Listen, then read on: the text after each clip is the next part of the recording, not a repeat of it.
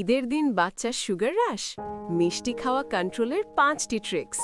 ঈদের দিন সারা বাড়ি জুড়ে শুধু সেমাই আর মিষ্টি, এই অতিরিক্ত চিনি খেয়ে আপনার বাচ্চা কি আনন্দে অতি উত্তেজিত বা সুগার হ্রাসে ভুগছে? ঈদের দিন বাচ্চার সুগার লেভেল কন্ট্রোলে রাখার 5টি ট্রিক্স আজই জেনে নিন। 1. দিনের শুরু হোক প্রোটিনে।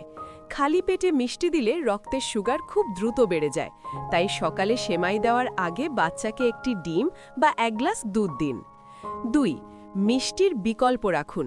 মেহমানদের আনা চকলেট বা কোল্ড ড্রিঙ্কসের বদলে ঘরে তৈরি ফ্রেশ ফলের জুস বা মিষ্টি ফল দিন, যা বাচ্চার জন্য স্বাস্থ্যকর। 3. ছোট অংশে ভাগ করুন। Portion control. একবারে বড় এক বাটি মিষ্টি না দিয়ে ছোট ছোট বাটিতে অল্প করে দিন, এতে বাচ্চার খাওয়ার শখও মিটবে, আবার সুগারও কন্ট্রোলে থাকবে।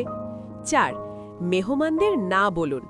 মেহমানরা আদর করে বারবার মিষ্টি খাওয়াতে চাইলে হাসি মুখে কিন্তু দৃঢ়ভাবে বলুন, ও মাত্রই খেয়েছে, এখন আর পারবে না।